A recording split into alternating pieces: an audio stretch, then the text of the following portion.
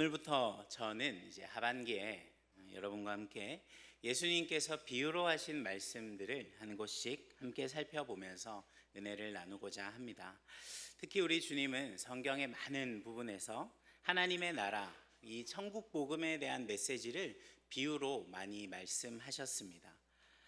그래서 저는 여러분과 함께 우리 예수께서 비유로 말씀하신 하나님의 나라가 우리에게 어떤 의미로 다가와야 하는지를 한번 살펴보고, 그리고 예수 그리스도를 통해 구원받은 후 여전히 이 땅을 살아가는 우리는 하나님의 나라를 어떻게 이루어 가야 하는지를 한번 생각해 보고자 합니다. 오늘은 그 중에서 여러분이 아마도 정말 잘 알고 있을 법한 비유의 말씀, 이 네 가지 땅에 대한 비유의 말씀을 함께 살펴보겠습니다. 여러분, 아주 작게라도 농사를 혹시 지어본 사람 있습니까? 아마 여기 서울 한복판을 살아가는 우리 청년들에게는 농사라는 단어는 굉장히 거리가 먼 내용일 것 같습니다. 그렇죠? 저는 현재 학사 3층에 살고 있는데 그 4층 옥상에는 작은 화단이 있습니다. 거기 이제 흙이 있고요. 그래서 이제 저와 아내는 지난 봄부터 그곳에서 농사를 짓기 시작했습니다. 상추를 심어서 상추 농사를 짓는데 아주 잘 자랍니다. 왜냐하면 상추는 물만 주면 잘 자라는 가장 키우기 쉬운 식물이거든요. 그리고 수확한 상추를 제가 지난 소망마을 봄소풍 때 선물로 주기도 했었던 것 기억나는데, 그러다가 얼마 지나지 않아서 제가 아주 충격적인 장면을 목격하게 됐습니다. 이 사랑하는 우리 상추들에게 진드기가 너무 많이 생겨버리는 거예요. 어지간하게 있으면 물로 좀 씻어서 쓰면 되는데 말도 못할 너무 많은 양의 진드기가 붙어 있어서 저는 단호한 결심을 했어야 했습니다. 아까운 상추를 다 뽑아 버렸습니다. 여러분, 열심히 기른 내 작물을 그냥 버려야 하는 농부의 심정 아십니까? 네. 항상 이맘때가 되면 홍수로 농사를 망쳐버린 분들의 뉴스가 나오는데 그분들은 정말 심각한 일을 겪었죠. 생계가 위태로워지는, 한 해 농사가 완전히 절망적인 상황에 빠지는 일을 겪으니까 말이죠. 물론 비교할 수 없지만 어렴풋이 너무 안타깝고 너무 아까운 그런 일을 겪었던 적이 있습니다. 이 진드기가 왜 이렇게 많이 생겼나라고 생각을 하고 찾아보니까 이 흙에 모종을 심기 전에 이 진드기나 해충이 자라지 않도록 유기농 비료 같은 걸 좀 뿌렸어야 됐는데 전혀 그걸 하지 않았던 것이죠. 눈에 보이기에는 그냥 멀쩡한 흙이었지만 그 안에는 수많은 진드기와 해충들이 자리하고 있었던 겁니다.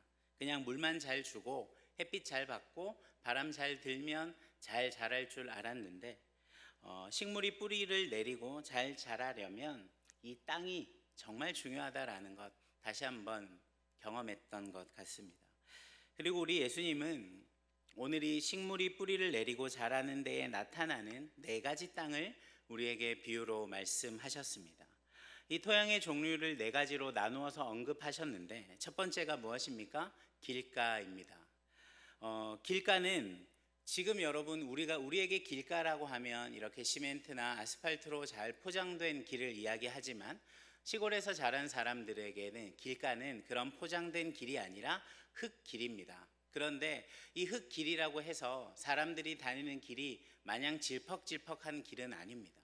많은 사람들이 밟고 지나가면서 흙이지만 거의 돌만큼 단단하게 굳어져 있는 그런 길을 말하는 것이죠. 건조한 기후에서는 시멘트에 뒤지지 않을 만큼 단단하게 굳어져 있는 흙길이 있습니다. 그런 길가에 떨어진 씨앗은 단단한 이 흙을 뚫고 이 씨앗이 뿌리를 내릴 수 있는 가능성은 거의 없는 것이죠. 그리고 그곳에 떨어진 채로 있다가 사람들에 의해 발에 밟히거나 그냥 새들의 먹이가 되게 되는 것이 십상입니다. 그리고 예수님이 언급하신 두 번째 토양이 무엇이냐면 바위라고 기록이 되어 있는데, 여러분 우리가 조금만 생각을 해보면 어떤 농부가 자기 밭에 돌들이 이렇게 많은데 그걸 치우지 않는 농부가 있겠습니까? 제대로 농사를 짓는 사람이라면 땅을 고르는 것부터 시작합니다. 쟁기질을 하면서 땅을 고르고요. 그러면서 돌이나 이런 것들을 다 걷어내는 겁니다. 그러니까 여기서 말하는 이 바위는 무엇을 의미하느냐?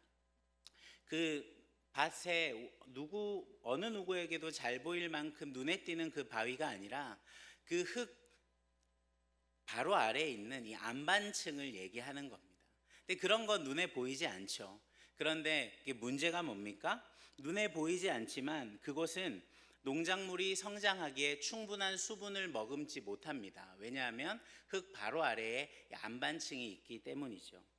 그런 곳에 떨어진 씨앗들은 싹은 틔울 수 있습니다. 잘 자랄 것처럼 보이는 순간에 수분이 부족해서 얼마 가지 못해 시들고 마는 것이죠. 뿌리가 안반을 뚫고 내려갈 수 없기 때문입니다. 잠깐은 식물이 건강하게 자라는 것처럼 보여도 해가 떠오르고 수분이 말라버리면 바로 말라 죽고 마는 것이죠. 그런 땅은 땅 밑에 안반층이 있는 줄도 모르고 이 밭을 가는 수고를 아끼지 않았던 이 농부의 수고를 헛되게 하고 농부에게 큰 손해를 안겨다 주는 땅이 되는 것이죠. 세 번째 땅이 무엇이냐? 가시나무와 엉겅퀴 같은 이런 쓸모없는 잡초가 무성한 가시떨기나무 위. 가시와 엉겅퀴는 여러분 농사에는 아무 쓸모가 없습니다. 오히려 밭을 해치기만 하고 양분을 빼앗아서 식물이 자랄 수 없게 하는 것이죠. 그러니까 농작물에 아주 큰 해를 끼칩니다. 가시와 엉겅퀴로 대표되지만 우리는 잡초, 무성한 잡초로 이해하면 될 것 같은데, 여러분 잡초의 특징이 뭔지 아십니까? 정말 잘 자랍니다. 제가 지난 상처를 입은 이후에 이 텃밭을 돌보지 않았다가 얼마 전에 옥상을 가보고 깜짝 놀랐습니다. 정글이 우거져 있더라고요. 그 잡초들이 정말 빠른 속도로 자라서 우거진 정글을 다 걷어내고 일단 땅을 한번 골랐습니다. 가만히 내버려둬도 잡초는 어떻게 그렇게 잘 자라는지 모르겠어요. 물도 안 주고 따로 돌보지도 않는데 잡초들은 무성하게 자라서 거의 숲을 이뤄내고 그곳에 어떤 씨가 뿌려진다 해도 그 씨앗은 절대로 열매를 맺을 수가 없게 되는 것이죠. 잡초가 난 곳을 새로 갈아엎으면 겉으로 보기에는 매우 좋아 보입니다. 아주 잘 경작된 토지처럼 보이죠. 그런데 그 땅 밑에는 여전히 해로운 잡초들이 남긴 뿌리들이 남아있고 또 그 씨앗들이 여기저기 흩어진 채로 살아있다라는 겁니다. 그래서 머지않아서 또다시 그곳에는 쓸모없는 잡초들이 자라나는 것이고, 이 잡초들은 토양의 수분과 양분을 빨아들여서 농작물이 받아야 할 햇빛을 가려버리고 유익한 식물들의 생명까지 앗아가게 되는 것이죠. 그리고 예수님께서 마지막 비유로 말씀하신 땅은 비옥한 토양이었습니다. 잘 일군 밭에 떨어진 씨앗들은 아주 건강하게 자랍니다. 씨앗들은 땅속에 자리를 잡아서 발에 밟히지도 않을 뿐더러 새들의 눈에 띄지도 않아서 새들의 먹잇감이 되지도 않습니다. 뿐만 아니라 아주 땅 깊숙이 뿌리를 잘 내릴 수 있습니다. 그래서 이곳에 떨어진 씨앗들은 풍성한 열매를 맺을 수 있는 것이죠. 여러분, 우리가 너무나 잘 알고 있는 이러한 비유에서 우리가 몇 가지 눈여겨보아야 할 것이 있는데요. 그중 첫 번째는 이 예수님의 비유에서 씨를 뿌리는 사람과 그리고 그 씨를 뿌리는 기술에 대한 묘사는 단 한 번의 내용이 없다라는 겁니다. 씨 뿌리는 자는 한 사람만이 등장합니다. 근데 이 100배의 결실을 보는 씨앗과 또는 새들이 먹어버린 씨앗은 씨를 뿌리는 농부의 파종 방법과는 아무런 상관이 없다라는 것을 말합니다. 어떤 농부가 좋은 땅에 씨를 뿌릴 때는 아주 정성을 다해서 이렇게 하나하나씩 씨를 뿌리다가 나쁜 땅에 뿌릴 때는 그냥 대충 툭 던졌다, 그런 비유는 없습니다. 그러니까 똑같은 한 사람의 농부가 같은 숙련된 사람이 4개의 땅에 씨를 뿌렸다라고 예수님 비유로 말씀하고 계시는 것이죠. 그리고 두 번째로 이 씨앗의 질에 대해서도 언급하지 않고 계십니다. 모든 씨앗이 다 똑같고 같으며 이 씨앗의 질에 있어서는 아무런 문제가 없다라는 것이죠. 그렇게 생각할 수도 있지 않을까요? 가시덤불에 던져진 씨앗과 좋은 땅에 던져진 씨앗이 상태가 다른, 얘는 아주 상태가 좋은 씨앗이어서 좋은 땅에서 열매를 잘 맺었고, 가시덤불 혹은 바위 위에 던져졌던 씨앗은 원래부터 약하고 좋지 않은 씨앗이어서 열매 맺지 못했다, 그런 비유는 없다라는 것입니다. 예수님이 왜 이 두 가지에 대해서 따로 언급하지 않으시는 것일까요? 이 비유에 대한 예수님이 설명을 이후에 본문에서 하고 계시는데, 예수님의 설명 아주 단순합니다. 여러분, 이 씨앗은 무엇을 가리키는 것입니까? 하나님의 말씀을 가리킨다라고 하십니다. 특히 여기에서는 복음에 대한 이야기를 말하죠. 하나님 나라에 관한 좋은 소식. 그리고 이 비유의 요점이 어디에 있습니까? 씨를 뿌리는 사람도 아니고 이 씨앗의 퀄리티도 아니라 그 씨를 받아들이는 토양에 있다라는 것입니다. 이 토양이 인간의 마음을 나타낸다라는 것을 우리가 이해하지 못한다면 우리는 이 비유의 요점을 파악할 수 없게 되는 것이죠. 뒤에 나오는 12절은 이 비유에서 나오는 이 땅이 인간의 마음을 나타낸다라는 것을 분명하게 보여주고 있는데 8장 12절을 제가 한번 읽어보겠습니다. 길가에 있다는 것은 말씀을 들은 자니 이에 마귀가 가서 그들이 믿어 구원을 얻지 못하게 하려고 말씀을 그 마음에서 빼앗는 것이요. 자, 마음이 어디입니까? 하나님의 말씀이 뿌리를 내려야 하는 장소를 의미합니다. 이렇듯 씨 뿌리는 자의 비유는 준비된 정도가 제각기 다른 각 사람들의 마음을 비유하는 것입니다. 토양의 차이를 구분하는 것은 이 땅이 이 열매를 맺기에 적합한 상태인가 아니면 적합하지 않은 상태인가로 구분할 수 있는 것이죠. 예수님이 가르치신 요점이 씨 뿌리는 자의 기술이나 씨앗의 질과는 전혀 무관하다라는 것 우리는 반드시 기억해야 합니다. 그리고 여러분, 농사를 지을 때 날씨도 정말 중요한데 예수님이 이 비유에서도 날씨를 별로 언급하지 않으시죠. 그게 무엇입니까? 날씨 역시 똑같은 조건의 이 땅에 다른 날씨가 아니라 똑같은 조건의 날씨에서 이 식물이 틔워졌고 유일한 차이점은 무엇입니까? 땅의 상태만 달랐다라는 것을 예수님은 강조하시는 것입니다. 그리고 여기에서 우리는 비유의 첫 번째 교훈을 발견할 수 있습니다. 그것은 무엇입니까? 말씀을 듣는 자의 반응은 어디에 달려 있다라고요? 그 사람의 마음의 상태에 달려 있다라는 것입니다. 예수님이 천국의 비밀을 밝히시면서 여러분 이것을 첫 번째 진리로 말씀하셨다라는 것 우리가 중요하게 생각을 해야 합니다. 그리고 이것은 오늘날의 교회가 반드시 기억해야 하는 아주 근본적인 진리에 해당하는 것입니다. 여러분, 시대가 많이 변하고 있죠. 예수님께서 이 비유를 하셨던 2000년 전과 지금 오늘날에는 비교할 수 없는 많은 변화가 이 시대 속에는 있어 왔습니다. 그러다 보니 복음도 시대 변화에 맞추어서 변해야 한다, 말씀도 변해야 한다라고 말하는 사람들도 있습니다.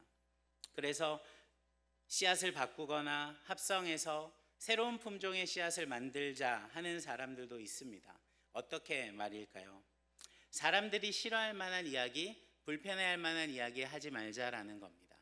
유일하신 하나님의 이야기, 예수님이 아니면 어떤 다른 이로는 구원이 없다라는 그런 이야기, 우리는 그것을 인정하고 믿지만 많은 사람들에게 그것을 우리가 주장해봤자 기독교는 아주 이기적이고 독단적인 종교라는 이야기만 들을 테니 그런 것들 말고, 그런 것들 적당히 배제하고 사람들에게 있어서 듣기 좋을 만한 이야기들로 채워진 복음을 준비하고 전하면 어떤가 하는 것이죠. 그런데 여러분, 잘 기억하십시오. 천국 복음을 전파하신 예수님께서 이 비유를 말씀하실 때 이 씨앗의 퀄리티를 더욱더 강화하거나 혹은 씨 뿌리는 자의 기술을 향상시키거나 그런 것들을 통해서 밭을 더 멋지게 사용할 수 있는 법을 말씀하지 않으셨다라는 것 여러분 기억하십시오. 하나님의 말씀이 듣는 자의 마음속에서 열매 맺을 수 있는지는 궁극적으로 그 사람의 마음의 상태에 달려있다라는 것, 주님은 그 외의 이야기는 하지 않으셨다라는 것입니다. 우리가 이것을 기억하면서 이 네 가지 비유가 어떤 의미를 우리에게 전하고 있는지 함께 살펴보겠습니다. 첫 번째로 발에 밟혀 단단하게 다져진 메마른 길가의 땅은 이 복음의 진리가 들어갈 수 없는 마음을 묘사합니다. 이것은 예수님이 묘사한 마음의 상태 가운데 이 네 가지 가운데 가장 절망적인 모습을 나타낸다라고 할 수 있습니다. 불신앙과 죄를 사랑하는 마음으로 아까 얘기했던 것처럼 아주 돌처럼 단단하게 굳어져 버린 그 땅. 그래서 진리의 말씀이 뿌리를 내리기는커녕 아예 뚫고 들어갈 수조차 없는 그런 상태가 된 것이죠.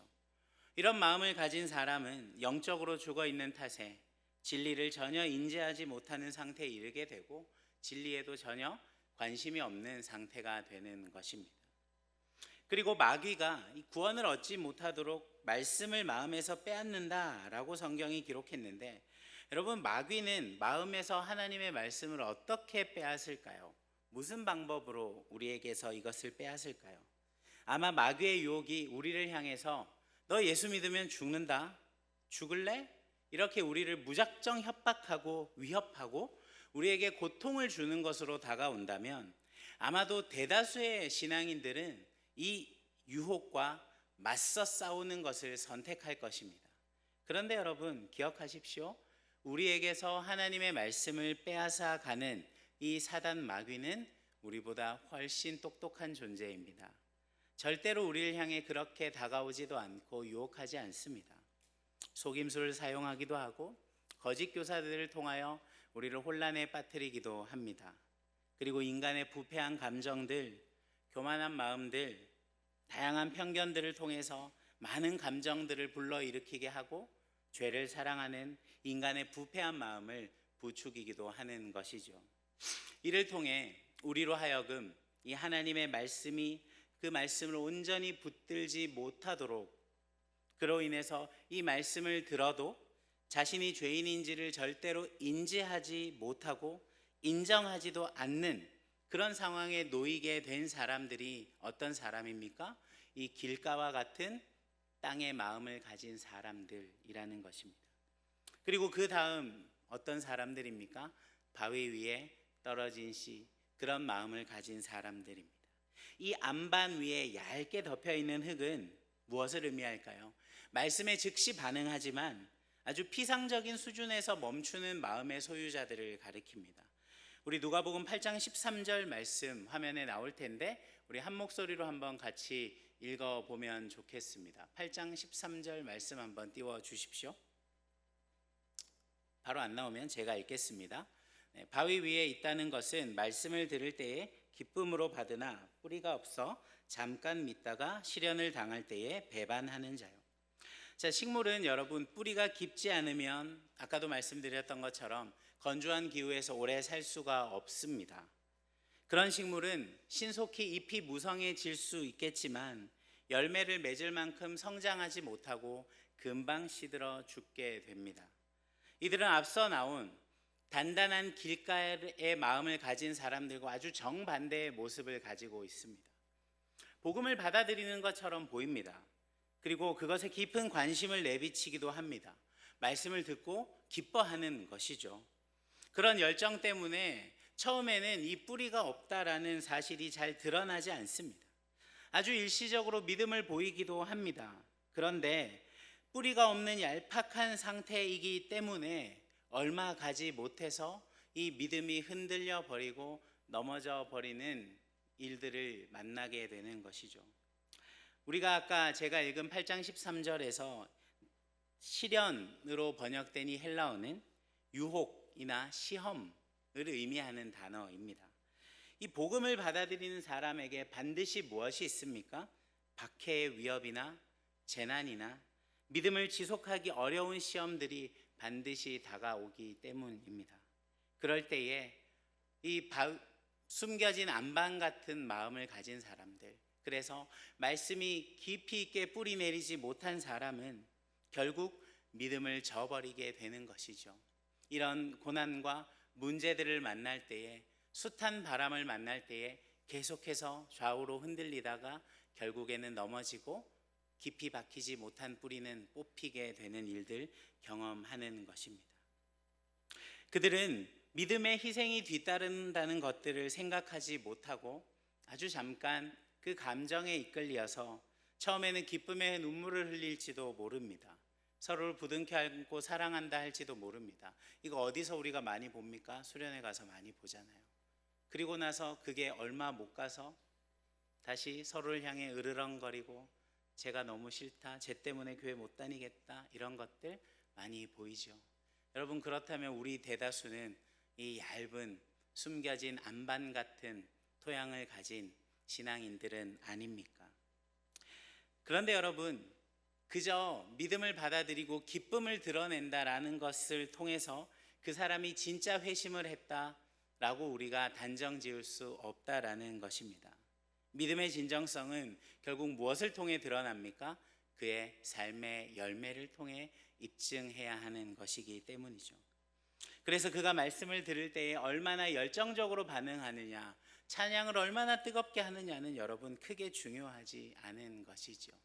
삶을 찾아오는 고난과 문제들 앞에 그가 하나님의 말씀이 얼마나 뿌리 내려 있고 흔들리지 않느냐, 인내하느냐, 그것을 통해서 우리는 알 수 있게 되는 것입니다. 자, 이제 예수님께서 하신 세 번째 종류의 땅이 무엇입니까? 잡초가 많은 땅입니다.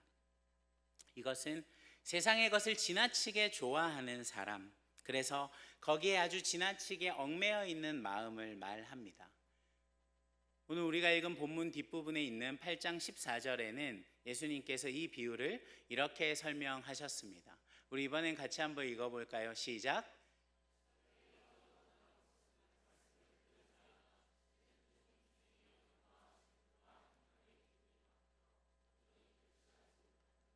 네, 감사합니다.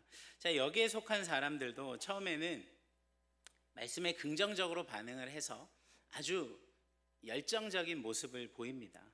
잡초 사이에 뿌려도 씨는 싹을 틔우니까 말이죠. 처음에는 열매를 맺을 잠재력을 가진 것처럼 보이지만 나중에는 무엇입니까? 세상의 염려와 또 재물의 유혹과 다른 많은 욕심들이 들어와서 이 말씀을 막아버리는 것이죠. 그래서 결실하지 못하게 하는 것입니다. 여기에 해당하는 사람들은 세상을 너무나도 사랑하는 사람들입니다. 그는 이생의 염려와 재물과 향락에 집착하는 사람입니다. 이런 일시적인 세상의 가치들이 마음을 온통 장악해서 말씀의 진리에 가로막혀 있는 사람들을 말하죠. 그런 이들을 향하여 예수님은 누가복음 16장 13절에서 이렇게 기록하셨습니다. 집 하인이 두 주인을 섬길 수 없나니 혹 이를 미워하고 저를 사랑하거나 혹 이를 중히 여기고 저를 경히 여길 것임이니라. 너희는 하나님과 재물을 겸하여 섬길 수 없느니라. 예수님 우리 인간의 마음을 너무 잘 아셨기 때문에 절대로 너희는 이 두 가지를 함께 섬길 수 없어. 너희는 자신 있다라고 말하지만 절대로 너희는 그럴 수 없어. 아마도 많은 경우 너희는 하나님을 버리고 재물과 세상의 것들을 더 많이 사랑하게 될 거야 라고 이야기하시는 것이죠. 이 세상의 재물과 쾌락을 사랑하는 것보다 복음의 진리를 더욱더 심하게 거스르는 것은 없습니다. 이런 얘기를 들으면 우리 안에 한 가지 불편하게 떠오르는 마음이 있죠. 그렇다면 돈도 벌지 말고 좋은 사람들을 만나고 또 좋은 음식도 먹고 여행하고 이러는 것 다 죄란 말입니까? 그러면 돈 버는 거 하지 말까요? 직장 다니지 말까요? 여러분, 이렇게 극단적으로 받아들여서 안 되는 것 아시죠? 절대 아닙니다. 우린 이것에 대해서 분명하게 구별할 줄 알아야 합니다. 예수님이 염두에 둔 것이 무엇입니까? 이 세상의 가치와 악덕, 곧 하나님을 대적하는 아주 병적이고 자기 파괴적인 속된 속성을 지닌 것들을 말한 것입니다. 이 비유의 잡초와 가시떨기는 인간의 이기심, 아주 타락한 욕망들, 그래서 이 세상을 지배하는 거룩하지 못한 모든 신념 체계들을 상징하는 것인데, 그런 가치가 인간의 부패한 마음에 다가가서 말씀이 절대로 열매 맺지 못하도록 하는 것이죠. 여러분, 그렇기 때문에 세상을 사랑하지 말라라고 주님 말씀하시는 것입니다. 여러분, 요점을 간과해서는 안 됩니다. 물질적인 분화, 그 쾌락으로 표현돼서 조금 우리에게 부정적으로 들리지만 이 기쁨을 우리가 추구하는 것이 그 자체로 악한 것은 아니다라는 것입니다. 좀 더 쉽게 말할까요? 돈은 그 자체로 악한 것이 아니라는 것입니다. 우선순위만 혼동하지 않는다면 부와 이 기쁨을 하나님 주신 은혜로 그 은혜로운 선물로 받아서 우리는 얼마든지 받아 누릴 수 있습니다. 그런데 여러분, 하나님 당신의 백성들에게 때로는 그런 축복들을 관대하게 베풀어 주시기 때문입니다. 그런데 축복을 주신 그 하나님보다 하나님 손에서 오는 그 축복을 더 사랑하기 시작하면, 하나님보다 하나님이 우리에게 주신 그 부와 많은 기쁨들을 더 사랑하고 그것에 우리가 치우치기 시작하면 바로 거기서부터 죄가 시작되고 그것은 죄에 해당된다라고 말할 수 있는 것이죠. 우리가 앞서 본 이 세 가지, 길가와 같은 얇은 마음, 얄팍한 흙이 덮인 그런 땅, 잡초로 가득한 땅, 여러분 이 세 가지 땅의 공통점이 무엇입니까? 모두 열매를 맺지 못하는 공통점이 있습니다. 여러분, 농사의 목적이 무엇입니까? 수확을 거두기 위함이죠. 농부들이 이른 아침부터 고생을 하면서 밭을 갈고 씨를 뿌리고 물을 주고 그 밭을 관리하는 이유가 무엇입니까? 수확물을 거두기 위함입니다. 수확물을 만들어내지 못하는 땅, 여러분 그런 땅은 아무런 쓸모가 없는 땅이 되는 것이죠. 그리고 이제 우리는 예수님께서 말씀하신 마지막 비유의 땅을 살펴보길 원합니다. 아주 잘 경작되어서 원하는 열매를 만들어내는 그런 땅이죠.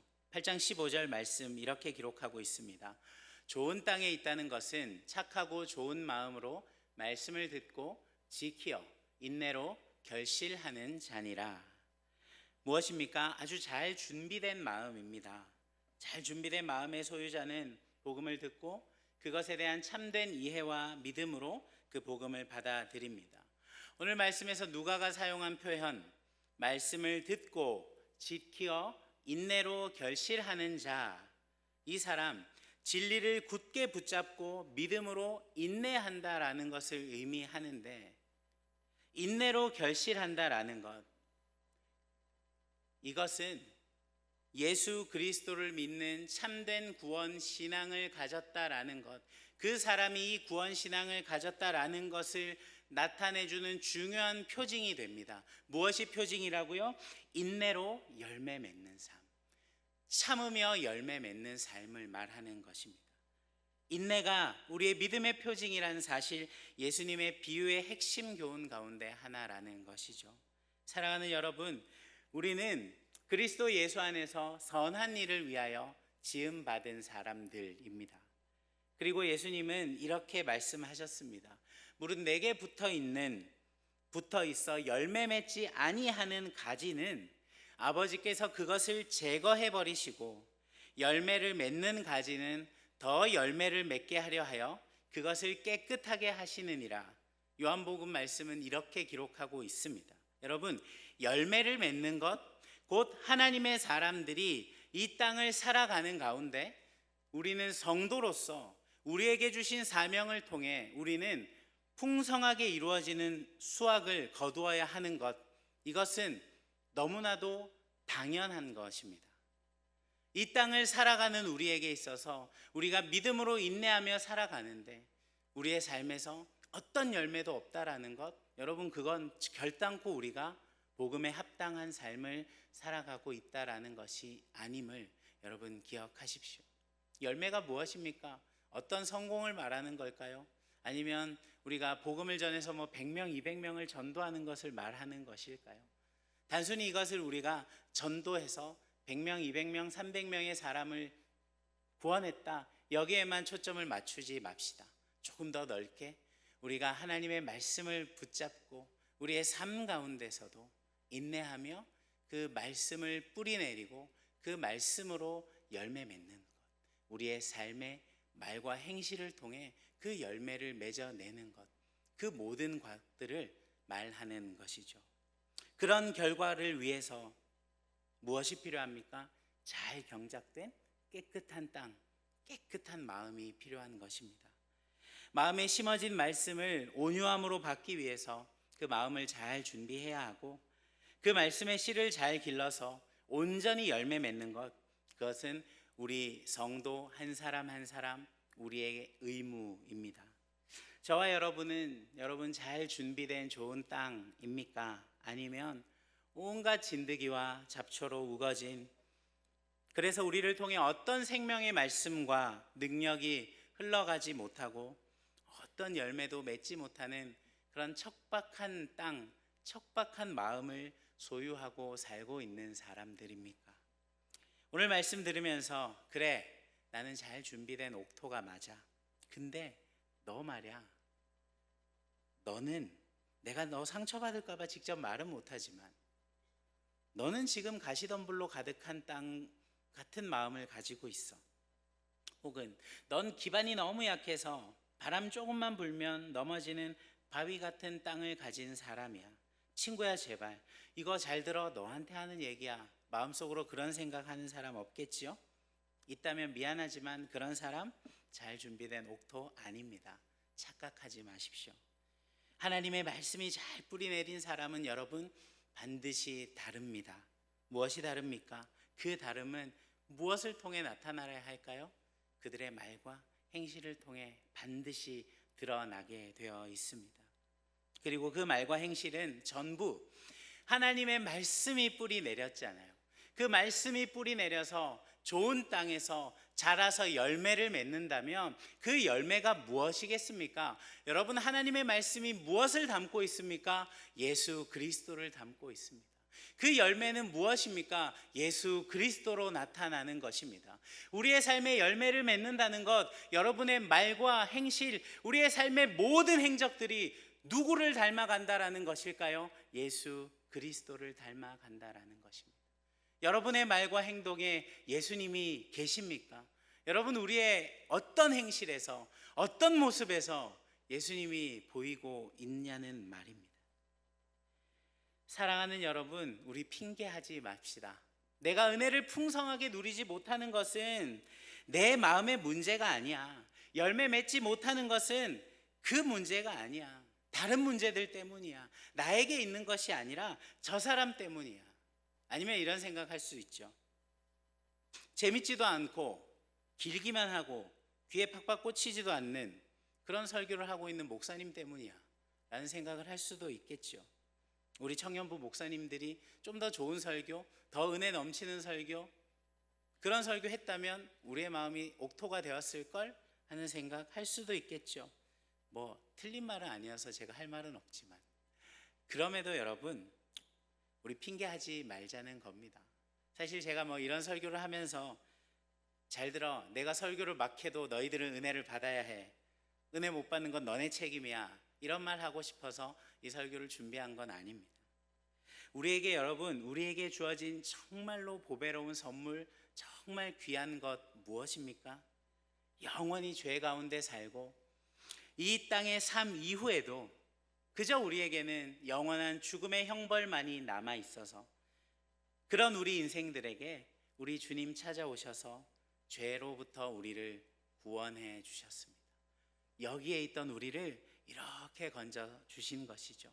그리고 우리에게 무엇이라 말씀하십니까? 더 이상 넌 죄인이 아니야. 더 이상 죄의 자리에 거하지 말고 의로운 사람의 삶을 살아라. 너는 의로울 자격이 없지만 충분히 의로울 자격이 있는 내가 나의 의로움을 너에게 주겠다. 그러면서 주님께서 우리에게 새로운 인생을 열어주신 것이죠. 여러분, 저와 여러분은 그런 인생을 지금 살아가고 있는 사람들입니다. 여러분, 그리고 이것이 세상 어떤 것과도 비교할 수 없는 우리가 받은 가장 존귀하고 가장 보배로운 선물이라는 것, 여러분 기억하십시오. 그리고 우리 주님께서 새롭게 열어주신 이 존귀한 인생을 이 땅에서 우리에게 주어진 남은 삶 동안 우리는 열매 맺으며 살아가야 하는 하나님의 백성, 성도라는 것이죠. 무엇으로 열매 맺어야 합니까? 하나님의 말씀으로 우리는 열매를 맺어야 합니다. 여러분, 저와 여러분 안에 이 생명의 말씀, 이 진리의 말씀이 있는가? 오늘 한번 우리가 확인했으면 좋겠습니다. 말씀이 없는데 어떻게 열매를 맺겠습니까? 우리가 아무리 좋은 땅으로 준비되어 있다 할지라도 가장 중요한 것, 생명의 말씀의 씨앗이 우리 안에 뿌려지지 않으면 어떤 좋은 땅이라도 해도 여러분 열매 맺을 수 없습니다. 씨가 뿌려지지 않는데 어떻게 열매를 맺을까요? 사랑하는 여러분, 기억하십시오. 하나님의 말씀에 능력이 없어서 저와 여러분의 삶에 복음의 능력이 나타나지 않고 열매가 나타나지 않는다? 성경은 그렇게 이야기하지 않습니다.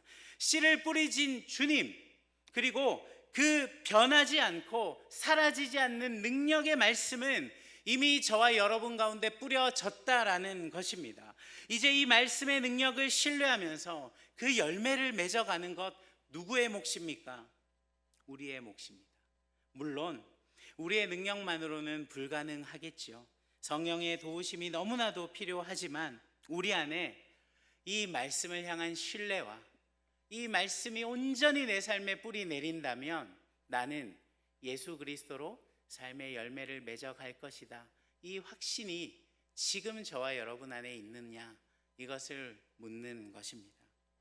세월이 지나고 시대가 아무리 변해도 변하지 않는 진리가 있습니다. 변하지 않는 약속, 변하지 않는 능력이 있습니다. 그것이 바로 우리 안에 뿌려지고 지금도 뿌리를 내려가고 있는 하나님의 말씀이라는 것, 여러분 기억하십시오. 사랑하는 우리 서연의 청년 여러분, 이 말씀이 우리에게 능력이 되는 것입니다. 우리의 회사 직함이 우리의 능력이 되는 것도 아니고요, 우리의 통장 잔고가 우리의 능력이 되는 것도 아니고요, 우리 부모님의 능력이 나의 능력 되는 것도 아니라 우리 안에 뿌리 내려 있는 하나님의 말씀만이 우리의 유일한 능력이 되는 줄 믿습니다. 죄와 고통이 가득한 이 세상을 살아가야 하는 우리이지만 그럼에도 우리가 두려워하지 않고 낙심하지 않을 수 있는 이유가 어디에 있습니까? 이 진리의 말씀이 저와 여러분 안에 있기 때문입니다. 능력의 말씀 붙들고 그 능력의 말씀을 신뢰하십시오. 이것이 우리의 유일한 능력이고 우리의 힘이 됩니다. 사랑하는 여러분, 이 진리의 말씀 굳건히 붙들고 이 말씀으로 우리에게 주어진 이 땅에서의 삶, 하나님 나라 백성으로서의 삶의 그 열매를 풍성하게 맺어가는 우리가 되었으면 좋겠습니다. 복음의 능력, 그 말씀의 능력을 신뢰하여서 복음의 열매를 맺고 우리가 삶으로 증거하는 예수 그리스도를 통해 우리가 많은 이들에게 예수 그리스도를 전하면서 전도의 열매, 복음의 열매도 맺어가고 공동체 안에서 만나는 많은 이들을 예수님의 마음으로 끝까지 품고 사랑함으로 말미암아 내 안에 거리낌이 많다 할지라도 예수 그리스도로 열매를 맺어서 끝까지 품고 사랑해보는 그런 경험들, 그것의 열매도 맺어가는 그런 삶 여러분 살아갔으면 좋겠습니다.